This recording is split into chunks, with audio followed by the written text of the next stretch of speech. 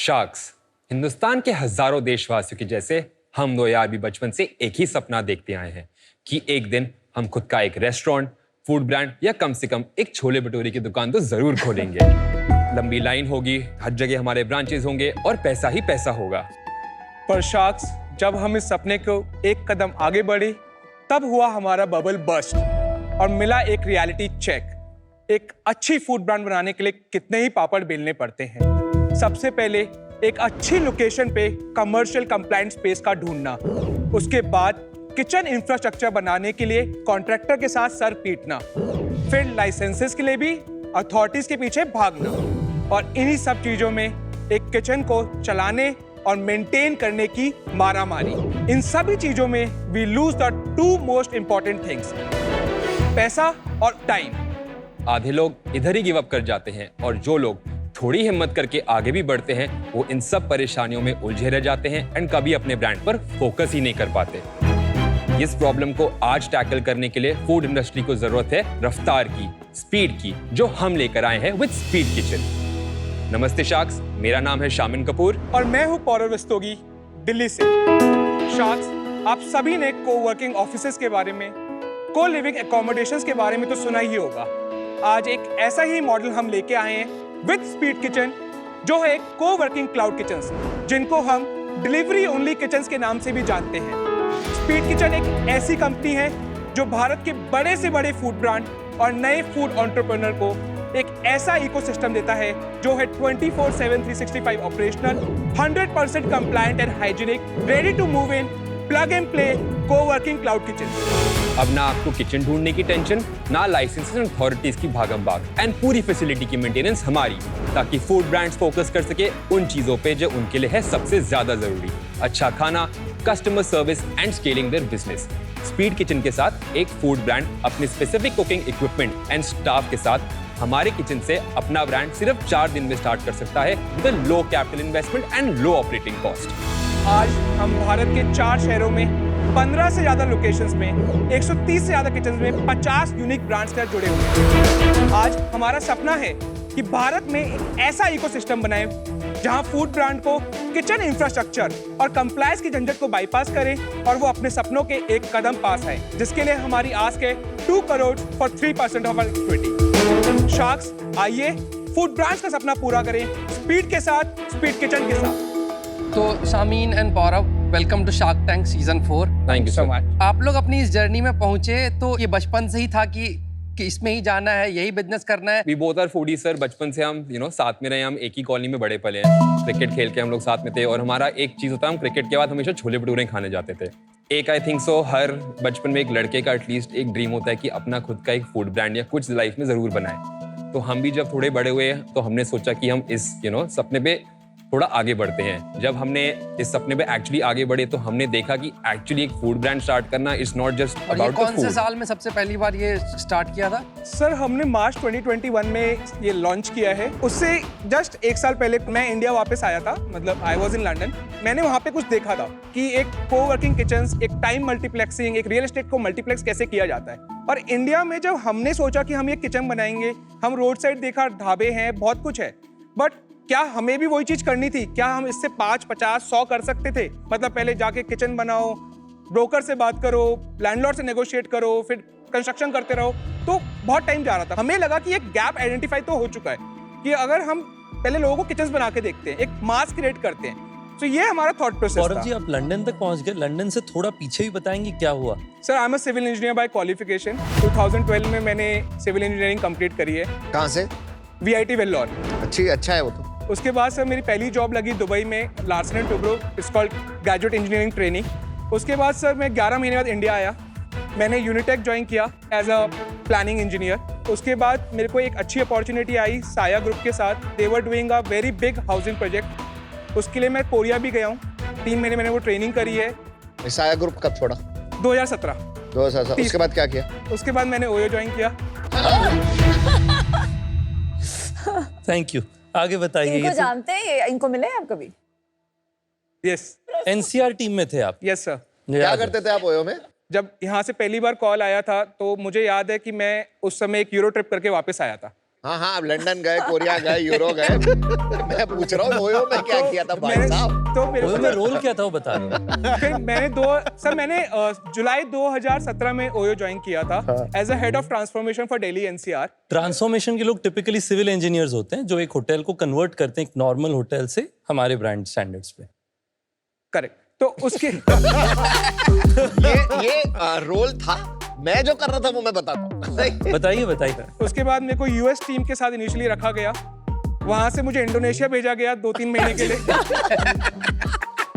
London से गया India से गया। सर लंदन भी पहुंचा नहीं। उसके बाद उसके लंदन तक कैसे पहुंचे आप फिर मुझे वहां से बैंकॉक भेजा गया। फिर मैं इंडिया आया यार ये तो और मुझे अगले दिन लंदन भेज दिया गया। यार ऐसी जॉब सबकी लगनी चाहिए। इंटरनेशनल देखो, That's all thanks to the entire team. नहीं, हमारी कंपनी में ये तो फायदा है कि आपको मल्टीपल ज्योग्राफीज में सीखने का मौका मिलता है कि हम 40 देशों में हैं। बट आप ओयो के साथ ही लंदन गए थे। स्कॉटलैंड की प्लानिंग करनी थी, इन्वर्सनेस एबरडीन की प्लानिंग करनी थी, क्योंकि लंदन हमारा सेटल हो रहा था। ठीक है। एक मिनट, फिर कौन से देश गए आप? स्कॉटलैंड के बाद कहाँ गए? उसके बाद नेक्स्ट ईयर मैं इंडिया वापस आ गया, कोविड से जस्ट 5 दिन पहले। जॉब छोड़ के? I came to the Indian office but I didn't continue with OYO. I left the job. Why? India में जो रोल था वो मेरे को थोड़ा सही नहीं लगा, तो मेरे को लगा कि अब मुझे कुछ अपना स्टार्ट करना चाहिए। और फिर मैं ये स्पीड किचन को कॉन्सेप्चुअलाइज तो कर ही रहा था साथ साथ। दिसंबर 2020 में हमने एक कंपनी फॉर्मलाइज करी और मार्च 2021 में हम पहला जो सेंटर है हमारा इंदिरापुरम में, उसमें हम लाइव गए। और आपका क्या है? शामिन कपूर। मेरी एजुकेशन बाहर की है, मैंने सिंगापुर से अपनी बैचलर्स इन MBA करी थी, बट मैं उसके बाद इंडिया में ही रहा हूँ। तो initially I was working with housing.com as a performance marketer. Then I shifted to an IT company, 3 साल के लिए मैं वहाँ था। उसके बाद मैं गया Builder.ai, एक UK बेस्ड स्टार्टअप में, and then I went into full time sweet kitchen. थोड़ा भी बिजनेस के बारे में बताइए कि फिर ये बिजनेस एग्जैक्टली करता क्या है, क्या प्रोपोजिशन है आपके क्लाइंट्स के लिए। In a simple layman language, it's a WeWork for cloud kitchens. हम पहले एक रियल एस्टेट ढूंढते हैं जो कि एक प्राइम लोकेशन को डिलीवर कर सके। कुछ फैक्टर्स चेक करते हैं कि वहाँ पे पॉपुलेशन डेंसिटी कितना है, एवरेज ऑर्डर वैल्यू कितना है, वहाँ पे राइडर्स अवेलेबिलिटी है, प्लेस कंप्लायंट है, फायर एनओसीज है, हेल्थ ट्रेड लाइसेंस मिलने में कोई प्रॉब्लम नहीं है। उसके बाद ब्रांड्स को हम अप्रोच करते हैं फॉर द सेम प्लेस। और AOV आपको कैसे पता चलता है? So we have the data of the brands who are working with us, कि वो किस एरिया में कितना सेल कर रही है, क्या आइटम सबसे ज्यादा बिक रहा है, कितने पर बिक रहा है। तो वो 50 ब्रांड्स जिनके साथ आप काम करते हैं, उससे आप एक्सट्रापोलेट करते हैं कि AOV करेक्ट कितना है। मैम। सो हमें पता है कि फॉर एग्जांपल रितेश एक बर्गर कंपनी है और आप भी एक बर्गर कंपनी स्टार्ट करना चाहते हैं, तो हमें पता है कि रितेश इंदिरापुरम पे अगर वो बर्गर कंपनी चला रहे हैं तो उनका बर्गर का एवरेज ऑर्डर वॉल्यूम कितना है, एवरेज ऑर्डर वैल्यू कितना है। पर ये तो बहुत सेंसिटिव डेटा है, राइट?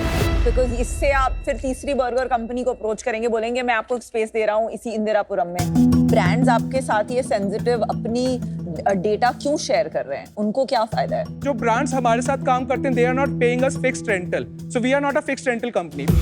हमारा मिनिमम गारंटी रहता है और रेवेन्यू शेयर रहता है। अगर हम उनके रेवेन्यू शेयर ट्रैक कर रहे हैं तो हमें डेटा तो चाहिए होगा ना। उनके लिए फायदा यानी ये कि उन्हें लीज नहीं देना पड़ रहा है। करेक्ट। जो मेरी सारी लीज हैं with the landlords, they are registered lease minimum of 3 years, 5 years and 9 years। तो मेरा जो ब्रांड का अग्रीमेंट है वो मिनिमम लॉक इन रहता है, जो कि 12 महीने है।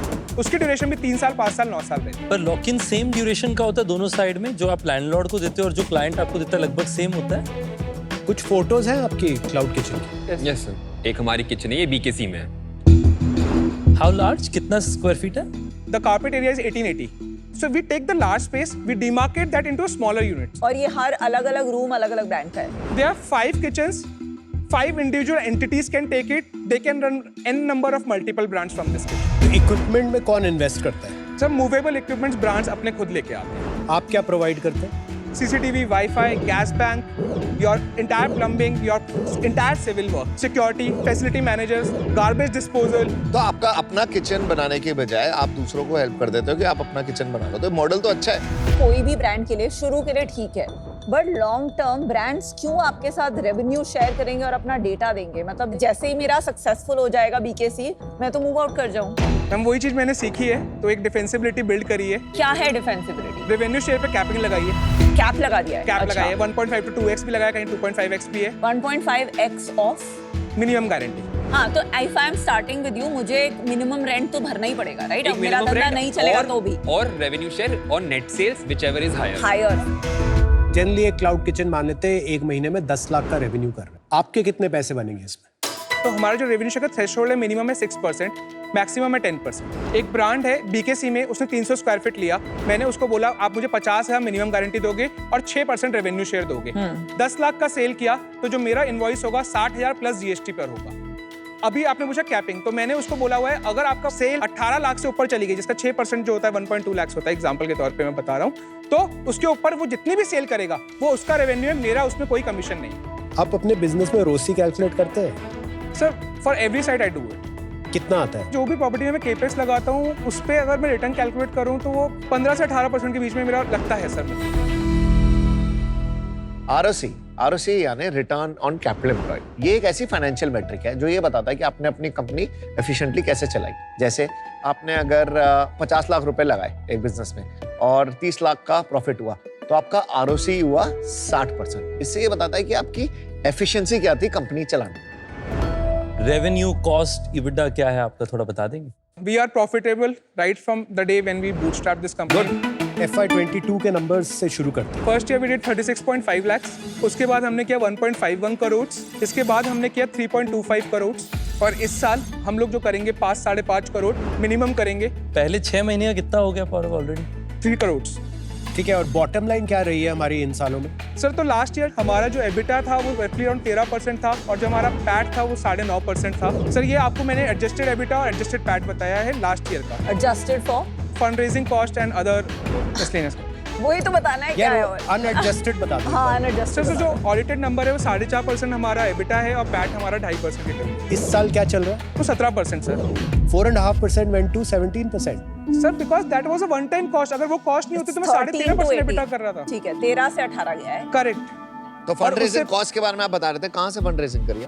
Inflection point ventures and HNI। कितना रेस किया है, किस वैल्यूएशन पे? Sir we have raised 2.5 crore, pre money valuation 20 crore. ये भी तो इतना पैसे बांटते हैं, इनके पास क्यों नहीं गए? सर 2020 के बाद मैं थोड़ा टच में कम था बट कोशिश की थी, बट सर भी बिजी थे और चीजों में, तो इसलिए आप यहाँ आ गए। Well done. आप बहुत हाई एनर्जी रहते हो, बस इनके सामने आपकी थोड़ी आवाज कम हो जाती है। देखा है। Suddenly pitch नहीं। like इस पे यहाँ पे चल रही होती है हाई एनर्जी, कुछ तो जैसे ही गड़बड़ है, रितेश का दया। मेंशन आप गड़बड़ कुछ नहीं है, दया। गड़बड़ कुछ नहीं है। हमने बहुत काम साथ में किया है, मैंने बहुत यहाँ भी देखा और यहाँ भी देखा है, मतलब टेम्पर में, और सो आई हैव सीन मतलब वेरी क्लोजली, तो ऐसा कुछ गड़बड़ नहीं है।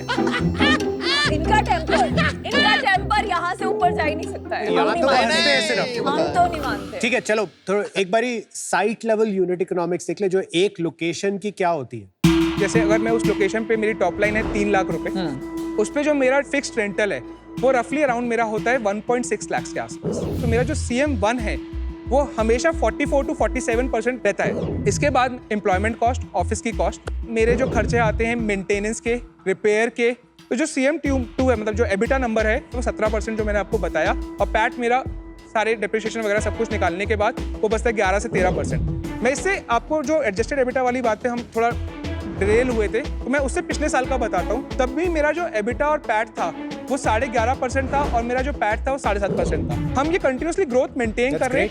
फैंटास्टिक। मैंने चीज वही कह रहा हूँ, मैं सब इतनी 4-5 साल स्टार्टअप में ये सीखी है। धंधा सब बना लेते हैं, अगर प्रॉफिटेबल हो रहा तो मजा आता है काम करने में और सामने वाले से आंख मिला के बात कर सकते हो। तो हमने धीरे-धीरे टॉर्टाइज स्टेप्स में काम किया है। पहले क्लाउड किचन बनाई, 3, 5, 10 लोकेशन पे गए, फिर समझ में आ गया ये तो चल रहा है, तो अभी हम बेस किचन करता हूँ, क्योंकि ये स्पोक तो हमने बना दिए, छोटे-छोटे क्लाउड किचन तो बना दिए।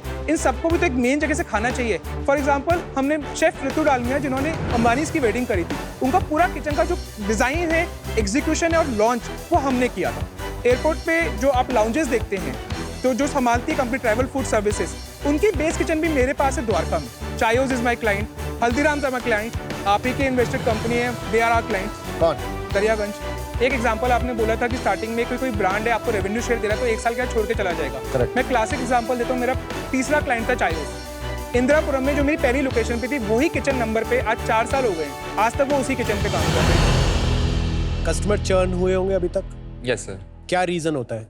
सर मेनली ये चर्न आता है हमारे तरफ नए ब्रांड्स की तरफ से जो एक्चुअली स्टार्ट करते हैं अपना जर्नी, बट अनफॉर्चुनेटली नहीं हो पाता है क्रैक। सर टिल डेट हमारे ऑपरेशंस के पर्सपेक्टिव से या फिर कोई उसकी वजह से कोई आज तक ब्रांड हमें छोड़ के नहीं गया। कितना % चर्न हुआ है? 10-12% का ही चर्न होगा। और एक लास्ट नंबर बता दीजिए, आपका ऑक्यूपेंसी रेट कितना है अभी? सर पोर्टफोलियो पे 80 से 85%। इस मॉडल पे वैसे काफी सारे और ब्रांड्स हैं ना मार्केट में जो यही काम कर रहे हैं। सर इंडिया में हमारे अलावा एक ही है, वो बैंगलोर की एक कंपनी है, किचन ज़ैट। किचन ज़ैट, करेक्ट। उनका क्या ट्रैक्शन है? Sir, kitchens they are very dense in Bangalore. They have roughly around 350 to 400 kitchens. और उनका अभी जो फंड रेज हुआ $135 million they have raised. उनका रेवेन्यू स्केल आपके कंपैरेटिवली कितना है? They were doing a top line of 22 crores per month. उनका क्या पर स्क्वायर फीट बहुत ज्यादा चल रहा है, क्या हो रहा है? क्योंकि रेवेन्यू स्केल अगर लेंगे तो 50 टाइम्स पे बैठे हैं मोटा मोटा। वो लोग की कंपनी ऑपरेटेड फूड ब्रांड्स भी हैं। काफी उनका एक बड़ा अमाउंट वहां से भी आता है उनके रेवेन्यू का। ये जो कॉन्सेप्ट है ये शुरू हुआ था, उबर फाउंडर थे ट्रैविस ट्रैविस कैलानी, कैलानी, उन्होंने सर। वो घोस्ट किचन शुरू किया था। उसका क्या ट्रैक्शन रहा है, क्योंकि वो अब इस इंडस्ट्री में 4-5 साल से है। उनका बिजनेस करने का तरीका अलग है। वहाँ वेस्टर्न कंट्रीज में प्रॉपर्टी खरीदते हैं क्योंकि रेंटल यील्ड अच्छा मिलता है। इंडिया में रेंटल यील्ड नहीं मिलता तो हम प्रॉपर्टी बाई नहीं करते। तो चले गए ना। हाँ वो चलेगी। उनकी सर 6 में से 3 लोकेशंस हम ही चला रहे हैं। आपके पास कैश एंड बैंक कितना है? 3.5 करोड़। और कितना आपने कैपेक्स टोटल लगा है? कैपेक्स, हाँ एग्जैक्टली, टोटल कैपेक्स अभी तक कितना लगाया हुआ है? 1 से 1.5 करोड़ में। और पर लोकेशन कितना होता है? मेरा जो खर्चा लगता है वो 1000 रुपए स्क्वायर फीट लगता है, डिपेंडिंग ऑन मेरा रियल एस्टेट साइज कितना है। और मैं 1500 स्क्वायर फीट लेता हूँ तो मेरा 25 15 लाख लाख रुपए लगेगा। 15 लाख मतलब 1500। अगर मैं अपना जो आपका किचन है उसका 1/10 किचन आप मुझे दे रहे हो, वो किचन अगर मैं अपना बनाने जाऊंगी तो मुझे टोटल कैपेक्स 2-3 लाख में बन जाएगा कि नहीं बनेगा? वही 3-3.5 लाख में ही बने। 3-3.5 लाख। शामिन सीईओ तो यही है, हाँ जी आप क्या करते हो sir. I look after the revenue. और कितना आपका इक्विटी स्प्लिट है? Sir I own 70% in the company after the fund raise. और आपका? 13 अप्रोक्सीमेटली। और बाकी इन्वेस्टर्स के पास है? नहीं सर, 4.28% का ESOP पूल है। उसके बाद जो 12.5% बचते हैं, 13% अप्रॉक्स, वो इन्वेस्टर्स के पास है। तो आपको यहाँ 2 करोड़ लेने क्यों आए? सर हम एक बड़ा राउंड प्लान कर रहे हैं, प्री सीरीज ए। सर हमने एक बहुत ही बड़ा अच्छा कॉन्ट्रैक्ट भी साइन किया है, मतलब पूरा स्टेट ऑफ महाराष्ट्र में एक्सपेंशन है एक IPO लिस्टेड कंपनी का। कौन सी? ITC। कितना बड़ा ऑर्डर होगा इन टर्म्स ऑफ रुपीज वो ईयरली? तो 7.5 लाख रुपए महीने का धंधा है, 7.5 to 8 लाख। 7.5 से 8 लाख से start महीने कर का। रहे हो। हाँ शामिन, इनकी सबसे बड़ी नेगेटिव क्या होगी? थोड़ा कभी कभी मे बी इम्पेशेंट हो जाता है, that's it. But I think so वो एक अच्छी चीज भी है। और स्ट्रेंथ क्या है? Very hard working sir. Operational excellence लग रही है मेरे को इनको देख के कि इनको ऑपरेशंस का सॉलिड कीड़ा है। सर मैंने इससे ज्यादा नहीं देखा कोई जो अपने हाथ जला सकता है कोई। एग्जीक्यूशनर। मैं अपने आप को पैसा भी मस्त बना रहे हो, करोगे क्या, क्या बनोगे क्या? सर एक फूड का वन स्टॉप सोल्यूशन। मैं आगे फॉरवर्ड इंटीग्रेशन करूंगा। 50-100 लोकेशंस के बाद अपने कंपनी ऑपरेटेड ब्रांड्स भी लेके आऊंगा। कितनी बड़ी कंपनी बन जाएगी? सर 500-1000 करोड़ की कंपनी तो बन जाएगी, क्योंकि ये मेरा रियल एस्टेट का जो बिजनेस है ना, सर बहुत अनऑर्गेनाइज्ड है। देखो आपने हाथ से सुने हैं करोल बाग में क्या हुआ, इधर क्या हुआ, उधर क्या हुआ। अगर आप एक अच्छा स्पेस दे रहे हो ना जो फायर कंप्लायंट है, जिसके रेगुलर ऑडिट्स हो रहे हैं, आपके सारे लाइसेंसेस रॉबस्ट हैं, तो आपको काम करने में मजा आता है। नेगेटिव क्या हो सकता है इसमें? सर पेरिशेबल एसेट है मेरा रियल एस्टेट, तो नेगेटिव वही है, खाली रहेगा तो मुझे कुछ मिल नहीं रहा है, राइट? तो मैंने एक फैक्टर है कि मैं कोई नई लोकेशन लॉन्च ही नहीं करता 40% से, तो सर नेगेटिव फैक्टर से धीरे धीरे रूल आउट करते हैं। गौरव एंड शामिन, बहुत लवली एनर्जी, स्पेस इंटरेस्टिंग है। मुझे 1-2 चैलेंजेस है एंड जितनी भी मैं मैथ कर पा रही हूँ ये आइडियल है फॉर दोज कंपनीज जिनके पास कैपिटल है और जल्दी है, क्योंकि ये चीपर नहीं है किसी के लिए। दूसरी चैलेंज मेरी ये है कि आप 80 to 85% ऑक्यूपेंसी पे कर रहे हैं अबाउट 6-7% पैट। आपका ओनली लेवरेज है कि आप इसको 100% ले जाएंगे ऑक्यूपेंसी, जो रेयरली होती है। EBITDA परसेंटेज, पैट परसेंटेज में ज्यादा रूम नहीं है, so which is why as an investor ये मुझे 100x का पोटेंशियल नहीं लग रहा है। उसके लिए 2 crore at the valuation that you asked थोड़ी ज्यादा लग रही है, फॉर दैट रीजन। पौरव देखिए, मुझे लगता है कि I can't tell you how happy I feel seeing you and Shamin here, specifically you, क्योंकि मुझे लगता है कि ओयोप्रेन्योर्स से आपसे बेहतर कोई एम्बेसडर हो नहीं सकता।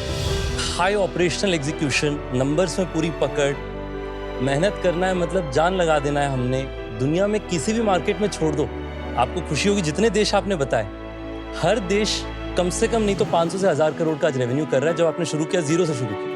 तो I am so happy to see you. मुझे लगता है फूड इंडस्ट्री में इंफ्रास्ट्रक्चर बनाने का सिग्निफिकेंट वैल्यू है। 2-3 क्रिटिकल एरियाज ऑफ हेल्प चाहिए होंगे आप। इस बिजनेस में कैपिटल लगेगा तो मैं आपको उस तरह के रियल एस्टेट प्लेयर्स लाके दे सकता हूं जो आपके साथ कैपेक्स खुद लगा के आपको बिल्डिंग्स देंगे, आप जानते हैं हम लोग भी करते थे ये पहले। दूसरा, हम लोग हमारी रियल एस्टेट आपको दे पाएंगे, पर मुझे उस इतना काम करने के लिए ओनरशिप थोड़ी ज़्यादा चाहिए। आपने 2 करोड़ की आस्क रखी, मैंने 25 करोड़ के वैल्यूएशन पे 10% यानी 2.5 करोड़ का इन्वेस्टमेंट मैं आपसे प्रपोज कर रहा हूं। डेफिनेटली अगर आपके ऑपरेशनल एक्सेलेंस की बात करेंगे वो क्लियर कट नंबर्स में दिख रहा है और ये मार्केट भी मुझे लगता है काफ़ी ग्रोइंग होगा, तो मैं भी इस पे बेट लेना चाहूँगा। बट आई बिलीव कि इस फील्ड में रितेश काफ़ी अच्छा एक्सपीरियंस लेके आ रहे हैं, तो आइडियली मैं उसको ज्वाइन करना चाहूँगा इस डील में। I am in the game basically. जिस तरह के बिजनेस सेलिब्रेट करे जाते हैं हमारी इकोसिस्टम में, हो जनरली थोड़े हो सेक्सी बिजनेस होते हैं।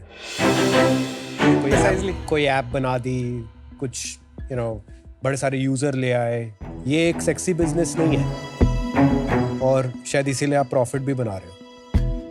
As founders to pick a hard business, वो आसान काम नहीं होता। मुझे लगता है कि बनता है आपकी हेल्प करना। Thank you so much. I have 2 offers for you. 1, 2 crore 8% या 2.5 करोड़ 10%। मुझे लगता है तू बंदा बहुत सॉलिड है। तेरे में मैं 100% तू पैसे कमा के देगा, तू IPO बना के देगा, पर तेरे को ना मेरी जरूरत नहीं। मुझे नहीं लगता कि मैं एज अ शार्क कुछ ज्यादा तेरी हेल्प कर पाऊँ। मुझे पता है इसका आंसर क्या है तू बता दे। अपार्ट फ्रॉम योर टाइम ना, एक चीज होती है एडवाइस की, क्योंकि जैसे सबने बोला ना कि मेरी एक रेंज बन गई है, मैं इतना ही पैसा कमा पाऊंगा, इतना ही एबिटाई पैड कर पाऊंगा। आज मैं ये फूड इंडस्ट्री जो है मैं क्लाउड किचन्स के लिए कर रहा हूँ ना, हम सोचते हैं कि हम ये आगे और भी लोगों के लिए कर सकते हैं। अगर एग्जीक्यूशन पे आपको विश्वास है और आपको पता है, तो मतलब see I am soldier in front of my investors, but again I am general in front of my team. तो मैं ये पॉलिसी फॉलो करता हूँ, तो मुझे पता है कि अगर वो चीज़ बन गई ना, तो ये चीज़ बढ़ेगी बहुत जल्दी। तो मेरा वो विजन है। आपके जैसे लोगों के साथ मुझे जुड़ना बहुत मन करता है, बहुत सही लगता है। तो मैं तेरे को एक ऑफर देता हूँ, 2 crore 10%, which will be a lower valuation than them, but मैं एथिक्स और मॉरल्स पे तेरे साथ सपोर्ट कर रहा हूँ। तेरे को जहाँ जरूरत होगी मेरे पास आ जाओ। चलिए पौरव, आपको सारी ऑफर्स समझ आ गई हैं, आप सोचना चाहेंगे और वापस आके हमें बताएंगे कि क्या करना है आपको।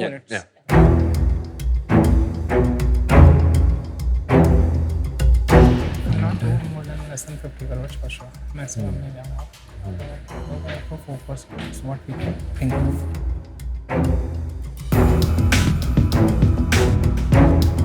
स्पीड किचन की speed decision making, very happy. तो मैंने जनवरी 2023 में जो राउंड बताया था ना आपको, उसके बाद बिजनेस भी 4x ग्रो किया है। तो जो वैल्यूएशन आपने ऑफर करी है वो मेरे को 2 साल पीछे लेके चली जाएगी।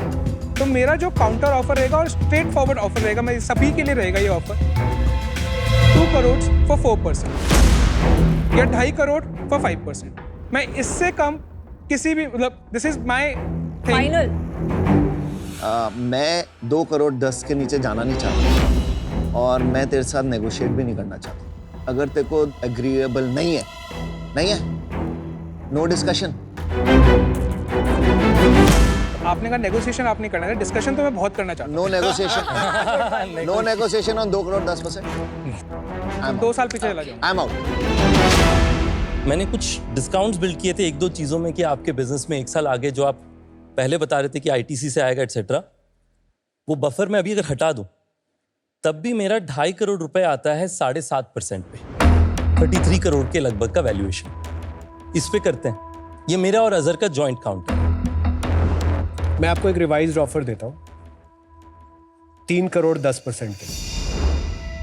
तो वो तो इनसे कम हो गई वैल्यूएशन, पैसे भी ज्यादा। ठीक है चलिए। आप ये डिसाइड तो हम भी दे देंगे, कोई इशू नहीं है, तो पैसों की कोई तकलीफ नहीं। तो आपका ऑफर क्या है बता दो। पहला ऑफर है 2.5 करोड़ एट 7.5% और दूसरा है 3 करोड़ एट 8.75%। क्या आप तीनों कंबाइंड होके 5% पे क्लोज कर सकते हैं? एक करें क्या फॉर 6%, 2 करोड़। ठीक है, ये ठीक लग रहा है मुझे। तीनों आ 2 जाएंगे। करोड़ अब आप तीनों साथ हैं। 6%, हम तीनों साथ आ रहे हैं। चलिए अब यस और नो बताइए। गौरव, अगर एक चीज आपने सीखा है ना कि हम लोग बहुत ज्यादा टाइम नहीं लगाते। अरे उसने डिसाइड कर लिया, बोलो चलिए। पर ये खत्म। फिर 2.5 for 6 लास्ट नहीं, ऑफर। नहीं, प्लीज प्लीज नहीं, प्लीज नहीं, मैं नहीं। बोल रहा हूँ। Midway, सर मेरे को 2 नहीं point- नहीं, एक पे प्लीज no, प्लीज no, सब mid no. Offer please. No, सब मेरे लिए बहुत एक मुश्किल से बनाइए एक sir. Minute 2 crores for 6%. Yes or no? Decisive sir deal पक्की। Thank you so good much. Decision, good decision. यार, तुम मतलब इनक्रेडिबल हो यार। Thank you so much.